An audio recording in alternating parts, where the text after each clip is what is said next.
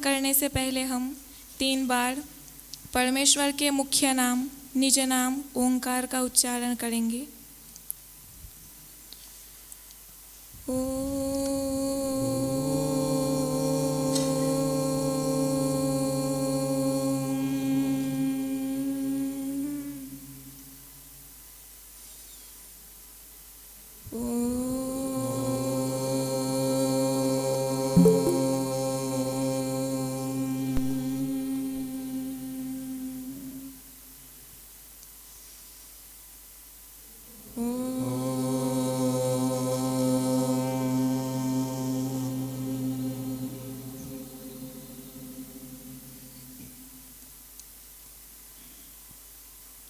स्नेह सम्मेलन 2022 के 7वें सत्र में उपस्थित सम्माननीय अध्यक्ष महोदय जी, सभी विद्वत वृंद तथा श्रोतागण का मैं वैदिक आध्यात्मिक न्यास की ओर से हार्दिक स्वागत करती हूँ। इस सत्र के आरंभ के लिए मैं अध्यक्ष जी की अनुमति चाहूँगी। अनुमति है। इस सत्र का विषय है निरवयव आत्मा का निरवयव परमाणु न्याय वैशेषिक या निरवयव सत्व रज तम में प्रवेश हो सकता है? यदि हाँ, तो क्या परमाणु सत्व रज तम सावयव अनित्य नहीं हो जाएंगे? तो इस विषय के वक्ता है मुनि सत्यजीत जी एवं आचार्य रविंद्र जी। तो इसमें मैं सर्वप्रथम मुनि सत्यजीत जी को अपना विषय प्रस्तुत करने के लिए सादर निमंत्रित करती हूँ। मुनि सत्यजीत जी।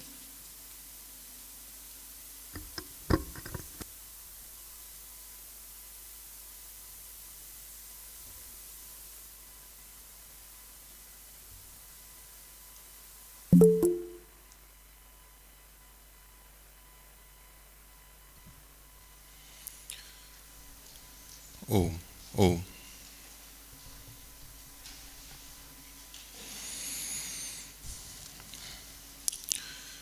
आदरणीय अध्यक्ष महोदय,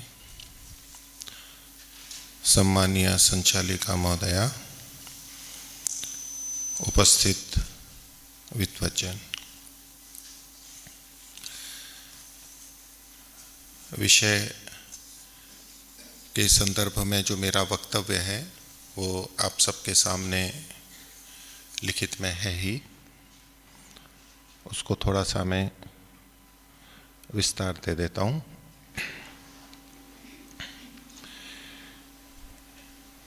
मूल बिंदु लगभग वही है जो पिछले विषय का था और मेरा मुख्य प्रमाण भी वही है।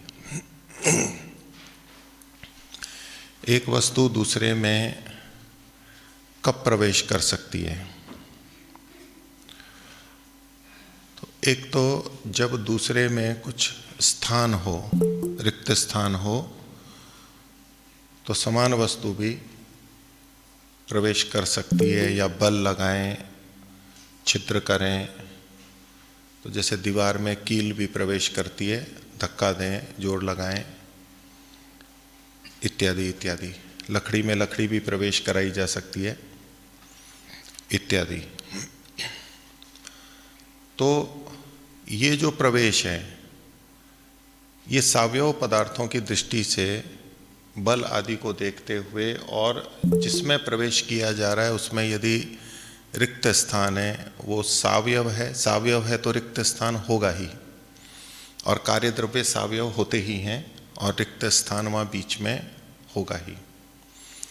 तो उस दृष्टि से रिक्त स्थान कितना है, कैसा है, उसके अनुरूप अन्य वस्तुओं का उसमें प्रवेश होना या ना होना निर्भर करता है। तो वो संदर्भ यहाँ पर नहीं है सावयव पदार्थों का। तो प्रश्न इसमें थोड़ा अधिक कठिन या अधिक कठिन जटिल स्थिति के लिए है कि जो निरवयव हैं उनमें भी हमारे यहाँ पर एक दूसरे के प्रवेश की बात कही गई है, जिसको कि हम व्याप्य व्यापक संबंध के रूप में ले सकते हैं।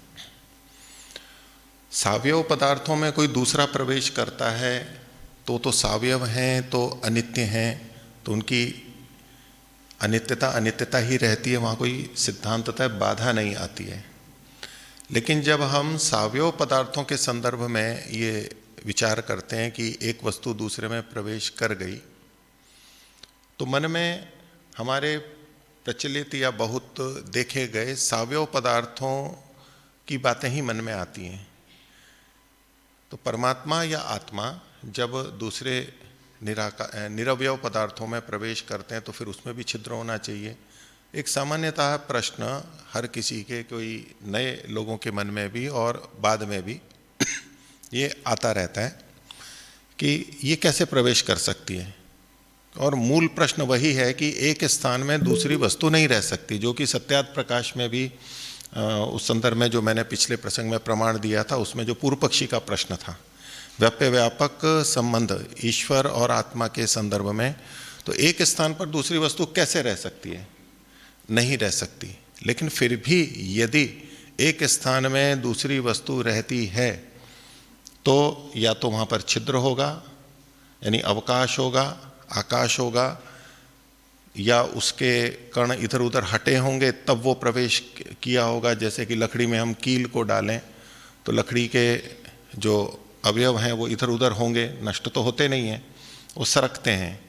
या पानी के अंदर यदि हम कोई पत्थर डालते हैं तो वो पत्थर उसमें प्रवेश कर रहा होता है तो वो उन अवयवों को हटा देता है। तो ये अंदर जो प्रवेश करना है, जब जब हम इन चीज़ों को देखते हैं, एक का दूसरे में प्रवेश, एक वस्तु का दूसरे वस्तु में प्रवेश, तो वहाँ पर सावयवता, रिक्त स्थान, अवकाश, अथवा तो वहाँ के परमाणुओं का इधर उधर हटना, लगभग यही चीज़ें हमारे को विभिन्न रूपों में दिखाई देती हैं।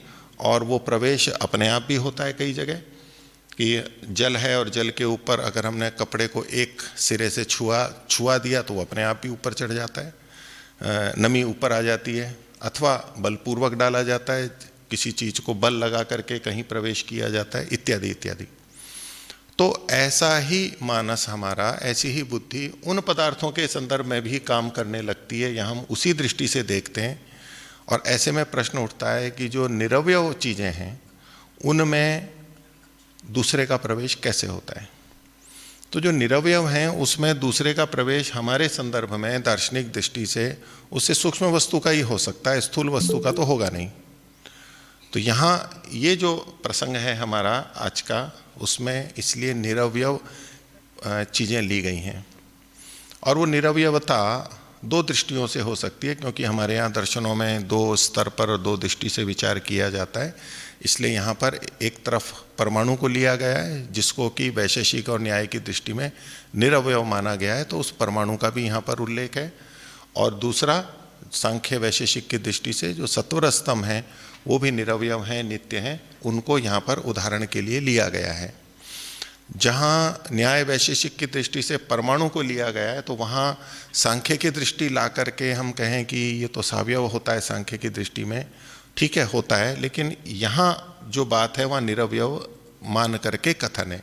और यदि कोई फिर भी तत्वतः अथवा तो यूँ कहे कि नहीं ये तो सावयव ही हैं, तो उस उदाहरण को हटाया जा सकता है। जो हमारा प्रश्न या चर्चा उन बिंदुओं पे चल सकती है जिसको कि सभी निरवयव मानते हैं, जिसमें कि सत्वर स्तंभ जो ये तीन कण हैं, इसमें तो किसी का कोई विवाद नहीं है, या तो कोई इसमें नहीं बोलता है, न्याय वैशेषिक इसके बारे में कुछ कहेंगे नहीं, लेकिन सांख्य कहेंगे तो वो वहाँ कोई बाधा नहीं है। और ये तो सभी मानते हैं कि जो अंतिम द्रव्य होगा या जिसको नित्य मानेंगे वो निरवयव ही होगा। तो उस दृष्टि से जो भी है, ये कुछ उदाहरण यहाँ पर इस प्रश्न में रखे गए हैं। अब इनमें प्रवेश कौन कर सकते हैं, तो दो ही संभावना है, एक परमात्मा की है और दूसरी आत्मा की है। तो वो सूक्ष्म होने से इनमें प्रवेश कर सकते हैं। तो वो जब प्रवेश करते हैं तो इनकी क्या स्थिति होती है, क्या इनमें इनके यानी आत्मा परमात्मा के प्रवेश से, विशेष रूप से चूंकि ये आत्मा का प्रसंग है तो उससे वहाँ पर, क्योंकि वो सूक्ष्म है, अणु के रूप में कह रहा हूँ, आत्मा छोटा है इनसे, तो जब छोटी चीज़ दूसरे में प्रवेश करती है तो वहाँ पर छिद्र कर देती है, जैसे कि कील आदि कर देती है। तो इससे क्या उसमें कुछ छिद्र होता है, या वो सावयव हो जाता है, या अनित्य हो जाता है, इस दृष्टि से ये सारा प्रश्न है। तो इसमें मेरा कथन या मेरी प्रतिज्ञा ये है कि निरवयव आत्मा का, ये आत्मा निरवयव है, ये स्थिर सिद्धांत है, इसके लिए कुछ सिद्ध नहीं करना है। और निरवयव परमाणु न्याय वैशेषिक की दृष्टि से ये भी सिद्ध मान करके कथन किया जा रहा है, या निरवयव सत्वरजतम, ये भी सिद्ध मान करके किया जा रहा है। अब यहाँ ये चर्चा नहीं चलाएंगे कि ये सत्वरजतम गुण है या द्रव्य हैं, क्या है, वो प्रसंग नहीं है। यहाँ द्रव्य मान करके कथन किया गया है, उसको मान के आगे की बात है कि इनमें प्रवेश हो सकता है, ये मेरी प्रतिज्ञा हुई। क्यों हो सकता है? क्योंकि आत्मा इनसे अधिक सूक्ष्म है।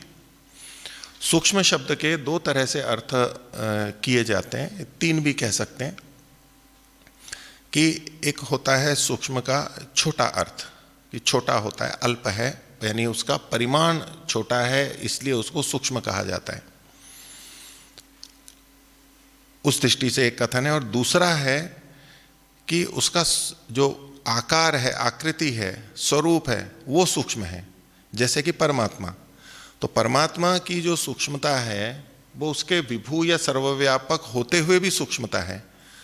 तो एक छोटापन सूक्ष्मता होती है, वो व्यवहार अलग है, और एक परमात्मा की जो सूक्ष्मता है, सबसे बड़ा विभू होते हुए भी वो सबसे सूक्ष्म है, वो सूक्ष्मता भिन्न प्रकार की है। तो ये दो प्रकार की सूक्ष्मता होती है।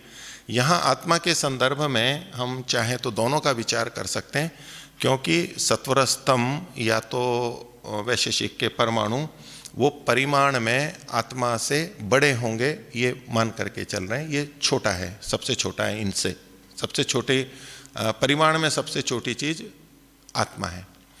तो उस सूक्ष्मता का अर्थ जब हम अल्प या छोटा लेंगे तब भी वो वहाँ प्रवेश करेगा, तो ये प्रश्न आ सकता है, तब भी प्रश्न आ सकता है। और जो सूक्ष्मता का दूसरा अर्थ है कि भले ही वो बड़ा है लेकिन दूसरे में प्रवेश करने की सामर्थ्य है और दूसरे में कोई परिवर्तन भी नहीं होने देगा वो, तो उस दृष्टि से भी यहाँ पर सूक्ष्मता है। परमात्मा सूक्ष्मतम है, आत्मा सूक्ष्मतर है, और मूल प्रकृति सूक्ष्म है। सूक्ष्म के अंतर्गत ये तीनों ही चीज़ें आ जाती हैं। अन्यों को भी आगे हम ले सकते हैं सूक्ष्म में, द्वैणोक तक। तो इन दोनों दृष्टियों से ये उसमें प्रवेश कर सकता है। क्यों? क्योंकि आत्मा इनसे अधिक सूक्ष्म है। आत्मा के इनमें प्रवेश से वे सावयव अनित्य नहीं होंगे। तो एक वस्तु दूसरे में प्रवेश करे तो उसकी सावयवता क्यों कहलाई जाए या क्यों कहा जाए, तो सीधे नहीं होती, लेकिन जो सावयव होते हैं उन्हीं में दूसरी चीज प्रवेश कर सकती है, ऐसा मानते हुए ये कथन है कि एक अगर आत्मा इनमें प्रवेश करती है तो वो सावयव हो जाएंगे। यदि ये सत्वरस्तम निरवयव हैं, तो निरवयव हैं तो उसमें चूंकि निरवयव का मतलब है उसका कोई विभाजन नहीं हो सकता है, उसके टुकड़े नहीं हो सकते, उसमें पृथकता नहीं हो सकती है। उसका जो क्रम है यानी विद्यमानता है वो सतत विद्यमानता है, उसको ना कोई काट सकता है ना कोई अंदर प्रवेश कर सकता है। तो ऐसे में उस निरवयव सत्वर स्तंभ में आत्मा अपनी सूक्ष्मता के कारण यदि प्रवेश करता है तो वहाँ पर यदि छिद्र होता है या टुकड़े होते हैं तो वो फिर सावयव कोटि में आ जाएगा। तो उस संदर्भ में ये वाक्य है कि आत्मा के इनमें प्रवेश से ये सावयव नहीं होंगे, और सावयव होंगे तो अनित्यता भी आ ही जाएगी। इसलिए कोष्टक में अनित्यता भी है, ना तो वो सावयव होते हैं और ना इससे वो उनकी अनित्यता होती है।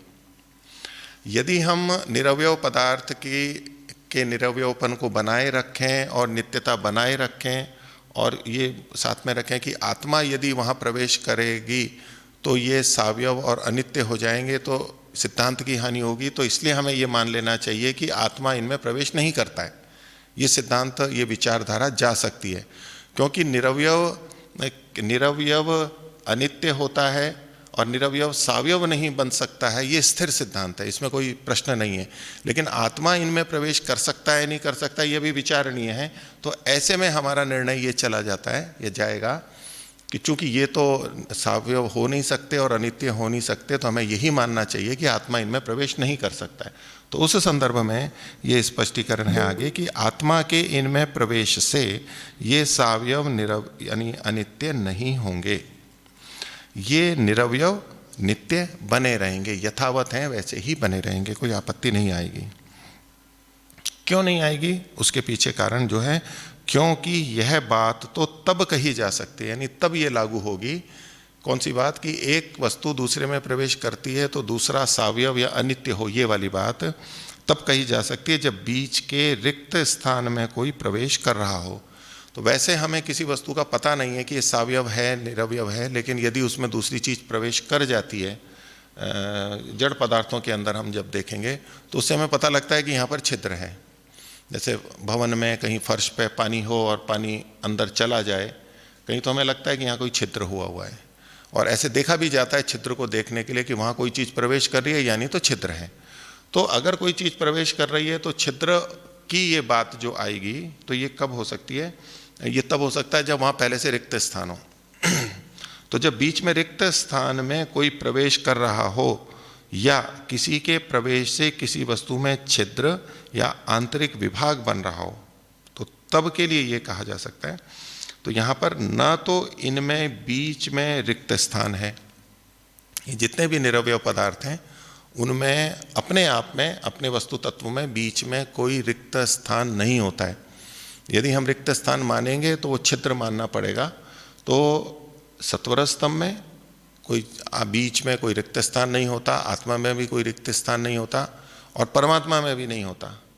तो परमात्मा में उसका जो अपना स्वरूप है उसमें कहीं रिक्त स्थान या छिद्र नहीं होता है। इसको हम ऐसा कह करके प्रश्न उठाएं तो वो ठीक नहीं कि परमात्मा में ही ये सारी वस्तुएं रहती हैं तो परमात्मा में भी छिद्र होगा, ये बातें पीछे आ चुकी हैं। तो परमात्मा अपने स्वरूप में जैसा उसका स्वरूप है वो बिना छिद्र वाला है। तो जब बीच में रिक्त स्थान में कोई प्रवेश कर रहा हो या किसी वस्तु, हो गया आगे, न तो इनके बीच में रिक्त स्थान है, यानी जो निरवयव पदार्थ हैं उनमें, न आत्मा इनके रिक्त स्थान में प्रवेश करता है, क्योंकि उस तरह की कोई उसको आवश्यकता नहीं है कि बिना रिक्त स्थान के वो प्रवेश न कर सके। तो आत्मा इनके रिक्त स्थान में प्रवेश नहीं करता है ही नहीं तो नहीं करेगा। न आत्मा के प्रवेश से इनमें छिद्र या आंतरिक विभाग बन सकता है, क्योंकि आत्मा यदि उसमें प्रवेश करता है, कभी ऐसी स्थिति बनती है, आर पार होता है, तो बिना छिद्र किए ही वो उसमें से निकल जाएगा, तो क्यों छिद्र करेगा? वो हो ही नहीं सकता है वहाँ पर। तो आत्मा तो इनसे सूक्ष्म होने के कारण इन सत वस्तुओं के भावात्मक सत्तात्मक स्वरूप में, तो ये एक तो ये सत वस्तुएं हैं, अभाव में कोई यूं ही चला जाए, जैसे कि हम अभावात्मक आकाश के बारे में कहते हैं, तो उसको हटाने के लिए यहाँ पर सत वस्तु लिखा है। और सत वस्तु में भी, यानी विद्यमान भावात्मक में भी कहीं छिद्र होता है और कहीं ठोस भी होता है। तो इनमें चूंकि पूरा ये भरा हुआ रहता है, इसलिए इन सत वस्तुओं के भावात्मक सत्तात्मक स्वरूप में प्रवेश कर सकता है। तो ये तो हेतु और उसका विस्तार हुआ, और उदाहरण के रूप में है जैसे ईश्वर, क्योंकि हमारा विचारणीय विषय तो आत्मा है, और उदाहरण के रूप में ईश्वर है कि जैसे ईश्वर इन सबके अंदर प्रविष्ट रहता है, लेकिन उसके इनमें प्रवेश करने से कोई छिद्र नहीं होता है। निरवयव पदार्थों में भी वो वैसे के वैसे ही रहते हैं। तो इसकी पुष्टि में जो मुख्य प्रमाण है वो पिछले वाला ही है कि दो समान आकार वाली वस्तुएं, सूक्ष्म और स्थूलता की दृष्टि से जो आकार है, सूक्ष्माकृति स्थूलाकृति, उनकी दृष्टि से दो समान में प्रवेश नहीं हो सकता, लेकिन असमान में तो प्रवेश हो सकता है। और ये जड़ पदार्थों के जो प्रवेश है उससे ये एक भिन्न स्थिति है, जिसको कि आधुनिक विज्ञान तो कुछ कहता नहीं है, क्योंकि उनका कोई विषय नहीं है, लेकिन ऋषियों के ग्रंथों से हमें ये संकेत मिलता है कि आत्मा परमात्मा भी निरवयव और प्रकृति भी निरवयव, तो भी उसमें प्रवेश कर सकता है। तो उन शब्द प्रमाणों के आधार पर हम ये निर्णय करते हैं। एक तो वो प्रमाण है, और दूसरा एक सामान्य प्रमाण है कि कोई ये कहे कि भाई आत्मा तो परमाणु में प्रवेश कर ही नहीं सकता है, तो कोई आत्मा को भी स्थूल कह देते हैं या तो प्रकृति को, जो भी है। तो उसमें एक ये वचन सत्यार्थ प्रकाश का दिया हुआ है, ये समोल्लास 12 का, और परोपकारिणी सभा के संस्करण में 511वां पृष्ठ है। तो उसका एक छोटा सा अंश यहाँ पर लिया है कि क्योंकि जीव एक सूक्ष्म पदार्थ है, तो जीव सूक्ष्म है, भले ही आत्मा परमात्मा की अपेक्षा स्थूल है, लेकिन सूक्ष्म पदार्थ ही है, वो सूक्ष्म कोटि में आता है। तो क्योंकि जीव एक सूक्ष्म पदार्थ है जो कि एक परमाणु में भी